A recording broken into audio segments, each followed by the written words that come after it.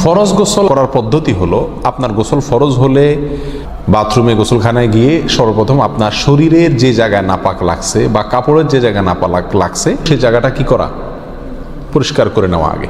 যদি আপনার জায়গাটা চিহ্নিত থাকে যে এই জায়গাটা নাপাক লাগছে, ওই জায়গাটা ধুয়ে ফেলান। এরপরে নামাজের জন্য যেভাবে আমি অজু করছি সেভাবে অজু করা। এরপরে অজু করা, হাতের কবজি ধোয়া, এরপরে কুলি করা, নাকে পানি দেওয়া, মুখ ধোয়া, হাতের কনুই পর্যন্ত ধোয়া, মাথা মাসা করা, এরকম অজু করা। অজু করার পরে এবার আপনি গোসল করেন। সেটা শাওয়ার দিয়ে আপনি মাথার উপরে পানি ঢেলে হোক আর আপনার মগ দিয়া হোক, যেভাবে হোক আপনি গোসল করেন।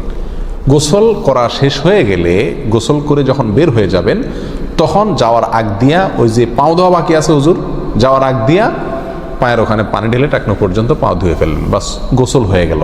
এই ভিতরে আপনার শরীরের প্রতিটি অঙ্গের প্রতিটি জায়গায় পানি পৌঁছানোর চেষ্টা করতে হবে। প্রকাশ্য অঙ্গ যেগুলো, নাভির প্যাচ থেকে নিয়ে, বগলের নিচ থেকে নিয়ে, আঙ্গুলের চিপা থেকে নিয়ে, প্রত্যেকটা জায়গায় যেন পানি যায়, সেজন্য সেখানে পানি পৌঁছানোর চেষ্টা করতে হবে। ডলার দরকার হলে ডলবে, যেভাবে ওখানে পানি পৌঁছাতে হবে। কানের প্যাচের ভিতরে, একেবারে গভীরে না, প্যাচগুলোর ভিতরে যেন পানি যায় সেদিকগুলো খেয়াল রাখতে হবে। কোনো একটি জায়গা যদি শুকনা থাকে তাহলে কি হবে না, ফরজ গোসল হবে না। অতএব পরিপূর্ণ শরীর যাতে ধোয়া হয় সেদিকটা খেয়াল রাখতে হবে।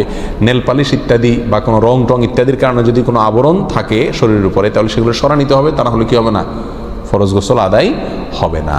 কথা, প্রথমে শরীর এবং কাপড় থেকে নাপাকগুলো ধুয়ে নেব, এরপরে অজু করব পূর্ণাঙ্গভাবে, পাও ধোয়া বাদে, এরপরে গোসল করব। আর বের হওয়ার সময় দোনো পাও টাকনো পর্যন্ত ধুয়ে তারপর বের হয়ে যাব। এই গোসলের সাথে আমার অজু হয়ে গেল। এই গোসলের পরে আর কি করার দরকার নাই, অজু করার দরকার নাই। অনেকে গোসলের পরে অজু করেন, এটা কোনো প্রয়োজন নাই। তবে কেউ যদি গোসল করা অবস্থায় তার পেশাব চলে আসে, অনেকে আছে পানির স্পর্শ লাগলে পেশাব বেশি আসে, তো গোসল করা অবস্থায় যদি তিনি পেশাব করে দেন বা অজুভঙ্গের কোনো কারণ তার ভিতরে আসে, তার বায়ু ছাড়লেন, তাহলে তো সেক্ষেত্রে অজু যেটা শুরুতে করছিল ওইটুক তো আর নাই। তাহলে তাকে আবার কি করতে হবে, নতুন করে গোসলের পরে অজু করতে হবে। এ হলো মোটামুটি ফরজ গোসলের পদ্ধতি।